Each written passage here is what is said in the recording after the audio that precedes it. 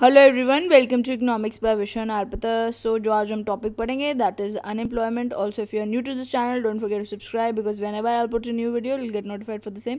So now let's see criteria क्या रहते हैं फॉर डिटर्मिनेशन ऑफ एम्प्लॉयमेंट या अनएम्प्लॉयमेंट।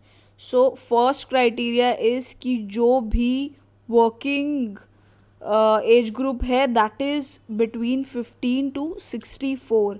सपोज करो कोई एक इंडिविजुअल 69 ईयर्स का है तो उसको हम इस कंसिडरेशन की जोन में ही नहीं लेंगे, ऑल्दो वो विलिंग हो, एबल भी हो काम करने के, बट इफ़ ही और she isn't falling in that particular age group, so in that case उसे हम अनएम्प्लॉयड नहीं बोलेंगे बिकॉज वो वर्क फोर्स की कैटेगरी में ही नहीं आता।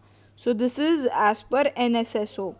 सो जो NSSO की एक्टिविटी स्टेटस है उसमें 3 क्राइटेरियाज हैं। First is working, second is seeking or available for work, third is neither seeking nor available for work। so जो हमारे वर्क फोर्स या वर्किंग फोर्स, लेबर फोर्स या वर्किंग फोर्स में आते हैं, दे आर वर्किंग या seeking या available, जो वर्क के लिए अवेलेबल है। जो आउटसाइड द लेबर फोर्स हैं वो ना काम करना चाहते हैं ना वो अवेलेबल हैं, दैट इज़ हमारा they are outside the labour force. ठीक है।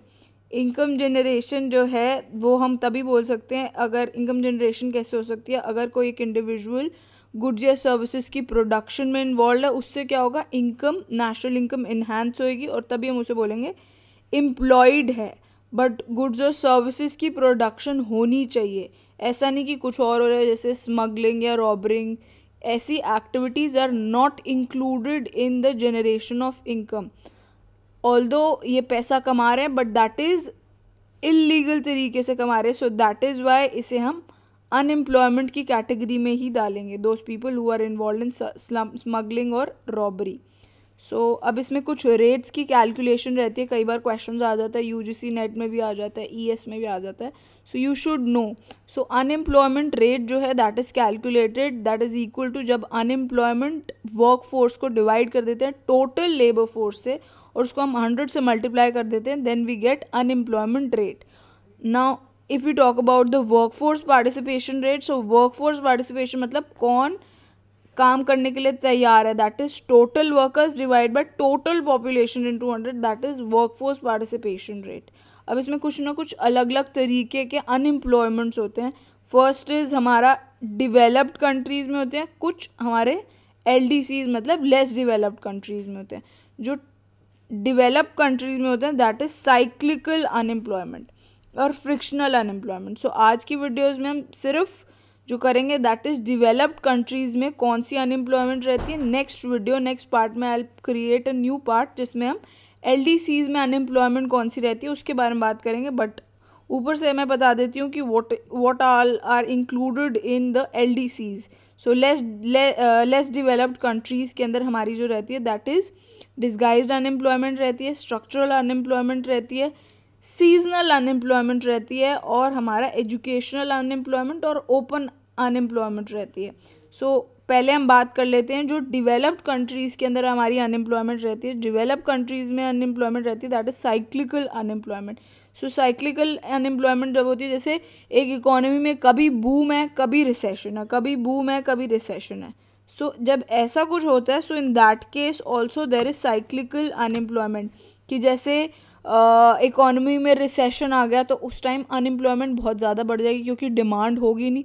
ऑल्सो आपको पता ही है डिमांड किससे डिटर्मिन होती है, कंजम्पशन, इन्वेस्टमेंट और गवर्नमेंट एक्सपेंडिचर। तो उस टाइम पे डिमांड ही कम हो जाएगी। जैसे इस केस में अगर रिसेशन की बात करें तो उस केस में डिमांड कम हो जाएगी, जिसकी वजह से क्या होगा, लोग प्रोडक्शन कम करेंगे, डिमांड ही नहीं है चीज़ों की मार्केट में, तो कोई भी सेलर उसकी प्रोडक्शन या उस चीज़ को क्यों रखेगा अपने पास, तो वो नहीं रखेंगे। सो इन दैट केस प्रोडक्शन कम होगी, नेशनल इनकम कम होगी, ग्रोथ कम होगी, अनएम्प्लॉयमेंट बढ़ जाएगी। उस टाइम पर अनएम्प्लॉयमेंट क्या होगी, इट विल इंक्रीज। सिमिलरली अगर हम बूम की बात करें तो उस टाइम पे क्या होगा, एग्रीगेट डिमांड बढ़ जाएगी, एग्रीगेट डिमांड बढ़ जाएगी, उससे क्या होगा, प्रोडक्शन बढ़ेगी, प्रोडक्शन बढ़ेगी, अनएम्प्लॉयमेंट कम हो जाएगी। सो that is cyclical unemployment. Cyclical unemployment कब आती है, जब there is recession in the economy, तब साइक्लिकल अनएम्प्लॉयमेंट होती है। तो बूम या जब क्रिस्ट फॉर्म्स होते हैं तो उस टाइम पर हमारी साइक्लिकल अनएम्प्लॉयमेंट रहती है कि जब बूम होगा तो लोग एम्प्लॉयड हैं, जब रिसेशन है तो अनएम्प्लॉयमेंट है, तो दैट इज़ हमारा साइक्लिकल अनएम्प्लॉयमेंट। ठीक है, next is frictional unemployment. Frictional unemployment के अंदर I am just telling you the conditions that are there. So first condition is हम एफिशिएंसी और वैकेंसी की बात करेंगे। इकोनॉमी में एफिशिएंसी है या वैकेंसी है। अगर इकोनॉमी में फर्स्ट कंडीशन कर रहे हैं कि इंडिविजुअल की एफिशिएंसी नहीं है बट वैकेंसीज हैं, तो उस टाइम पे भी एम्प्लॉयमेंट नहीं होगी। ठीक है, सेकेंड कंडीशन इज एफिशिएंसी है, वैकेंसी नहीं है, तब भी अनएम्प्लॉयमेंट ज़्यादा रहेगी।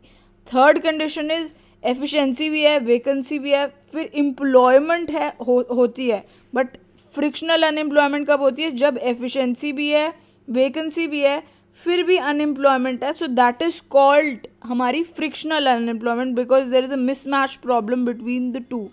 ठीक है, सो वैसे भी इन जनरल अगर बात करें इकोनॉमी में फुल एम्प्लॉयमेंट के समय भी कुछ ना कुछ 2 to 3% की अनएम्प्लॉयमेंट रहती ही रहती है। That is because there is a voluntary unemployment. कुछ लोग विलिंगली जॉब नहीं करना चाहते हैं, so that is voluntary unemployment. And second is frictional unemployment, कि वो नहीं एम्प्लॉय नहीं होना चाहते, तो दैट इज़ हमारा that is the problem that is there in the economy. So unemployment जो कि लेस डेवलप्ड कंट्रीज़ के अंदर रहती है, उसके बारे में I make a separate video जिसमें हम disguised unemployment and other types of unemployment will be talking about. Stay tuned for that as well. Also अगर आपको मेरा काम पसंद आता है तो इन वीडियोज़ को लाइक करें, शेयर करें और सब्सक्राइब करें। ऑल्सो पेड कोर्सेज के लिए I have given a WhatsApp number on my YouTube account. You can always ask if you have any query and you can always if you have any question you can put up the queries on my Telegram channel as well. So yeah, stay tuned for the other videos as well. Thanks for watching. Bye bye.